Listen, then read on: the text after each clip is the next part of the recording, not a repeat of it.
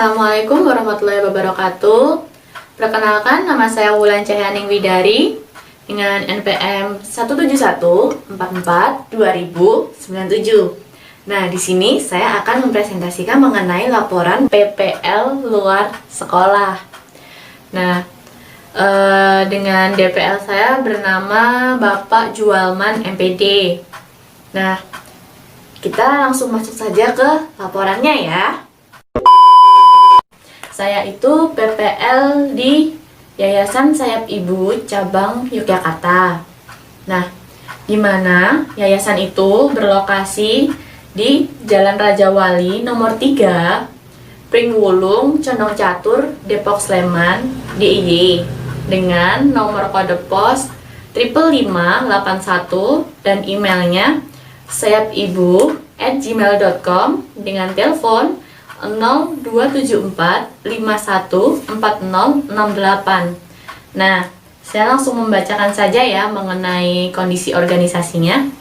Nah, kondisi Yayasan Sayap Ibu Cabang Yogyakarta ini yang bisa dilihat SDM-nya cukup memadai. Nah, kemudian mulai dari stafnya, pegawai-pegawainya sudah terstruktur sendiri-sendiri. Dibilang cukup ya, hanya cukup saja, cukup untuk kepengurusan. Kemudian dari segi infrastruktur juga layak dihuni, untuk bangunan sudah layak dihuni, untuk bagian kamar, untuk anak-anak, bagian taman bermain, kemudian dapur, tempat mencuci, kantornya itu pun sudah ada sendiri-sendiri. Dan kemarin waktu saya lihat bersama dengan pembimbing di sana, pembimbing dari yayasannya, waktu saya melakukan wawancara di sana itu sudah saya lihat sudah termasuk cukup lah bagus. Kemudian untuk masalah donatur, kemarin saya diberitahu bahwa yayasan ini tidak memiliki donatur tetap, tapi yayasan ini kebanyakan adalah donatur pribadi, karena di model daerah istimewa Yogyakarta lebih banyak donatur pribadi daripada donatur tetap, seperti itu. Kemudian bidang yang dikerjakan. Nah, bidang yang dikerjakan pada Yayasan Sayap Ibu Cabang Yogyakarta ini adalah bidang kemanusiaan yang berfokus pada bidang sosial dan penampungan anak-anak yang terlantar. Terlantar di sini maksudnya bukan anak-anak yang terlantar di pinggir jalan kemudian dia dimasukkan ke yayasan, bukan seperti itu ya. Cuma yang dimaksud di sini adalah rujukan dari rumah sakit.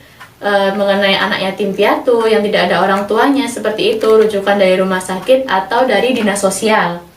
Kemudian permasalahan yang terjadi selama 1 tahun terakhir. Dari hasil wawancara yang saya lakukan bersama pihak Yayasan Sayap Ibu Cabang Yogyakarta, mereka menemukan beberapa masalah saat pandemi COVID-19 kemarin. Ya, benar-benar berdampak bagi mereka, seperti kehilangan donatur, dan ekonomi mereka sangat menurun. Otomatis ketika donatur tidak ada yang datang, mereka menggunakan dana saving seperti itu untuk menghidupi anak-anak. Dan selain itu juga, kenapa donatur tidak datang? Yang pertama mungkin karena waktu pandemi itu seorang donatur sendiri juga membutuhkan memenuhi kebutuhannya sendiri, jadi belum diberikan kepada yang lain. Dan pokoknya intinya tuh karena tempat yayasan ini lokasinya ada di tengah-tengah pemukiman permasyarakatan. Dan ketika pandemi COVID-19 terjadi, setiap kampung itu menutup jalan, dengan otomatis untuk keluar masuk donatur itu pun sulit, seperti itu. Sehingga yayasan ini tidak mendapatkan donatur sama sekali. Nah, dan solusi dari permasalahan yang terjadi, mereka berkata bahwa lebih menggunakan uang tabungan atau saving money untuk melangsungkan kehidupannya selama pandemi. Mungkin kita lanjut ke bab 3. rancangan kegiatan layanan bimbingan dan konseling. Nah, di sini ada yang pertama, identifikasi kebutuhan layanan. Dari hasil wawancara dan data yang saya dapatkan di Yayasan Sehat Ibu Cabang Yogyakarta ini, saya mendapatkan kebutuhan layanan itu seperti kurang mengetahui secara luas mengenai informasi donatur mana yang ini sebaiknya kita masukkan permintaan permohonan seperti itu ketika terjadi pandemi seperti kemarin, seperti itu. Kemudian sasaran dari layanan bimbingan dan konseling yang saya lakukan, saya menyasarkan kepada pihak pengurus Yayasan Sehat Ibu. Seperti yang kemarin, saya seperti sekretaris dan sama ketuanya, karena mereka yang paling mengurus di Yayasan Sehat Ibu Yogyakarta. Kemudian teknik pelaksanaan yang saya berikan, layanan yang saya berikan merupakan sebuah bimbingan dengan layanan informasi. Tujuannya pun, tujuan dari layanan yang saya berikan supaya pihak ketua dan sekretaris mengetahui donatur manakah yang sebaiknya diajukan permohonan permintaan donasi seperti itu. Kemudian manfaat layanan, adapun manfaat yang saya lihat setelah memberikan layanan yang saya berikan adalah ekonomi yayasan kemudian sedikit menaik karena setelah memberikan layanan, ketua dan sekretaris langsung mencoba meminta izin kepada pemilik untuk mengajukan proposal seperti itu supaya mendapatkan donasi untuk keberlangsungan anak-anak. Dan materi yang saya berikan ada 3. Yang pertama, cara mencari donatur saat pandemi. Kemudian cara membuat proposal untuk permintaan bantuan. Dan yang ketiga adalah mencari SDM secara gratis, karena memang di sana selain ekonomi saat pandemi juga, maka di awal saya bilang juga SDM-nya hanya cukup saja. Jadi kadang tuh ada satu orang dia merawat 3-4 anak, sedangkan di sana itu adalah anak-anak kecil yang benar-benar membutuhkan perhatian seperti itu. Tapi tidak memungkinkan juga untuk mencari pegawai lagi, karena memang dana yang ada itu lebih diutamakan kepada anak-anak seperti itu. Jadi saya memberikan materi merupakan cara mencari SDM yang gratis atau sukarela. Dan adapun metode yang saya lakukan adalah memberikan sebuah website yang dapat dilihat oleh pegawai atau yayasan. Kemudian mereka memberikan website sebuah materi. Jadi materi itu tuh sudah saya cari seperti lebih dahulu. Kan tidak mungkin saya menjelaskan satu persatu seperti ini kan. Jadi saya langsung memberikan websitenya saja, kemudian mempelajari bersama seperti itu. Ketika mempelajari, saya menjelaskan sedikit demi sedikit, dan saya rasa tidak sulit karena memang mereka sudah berpengalaman seperti itu. Saya hanya diminta menegaskan saja yang seperti apa yang memang benar-benar dibutuhkan seperti itu. Adapun kebutuhan dalam pelaksanaan layanan ini tuh handphone, laptop, dan kuota internet, itu jelas pasti. Kemudian keterlibatan pihak lain, di sini kami tidak melibatkan pihak lain ya, mungkin hanya pemilik yayasan.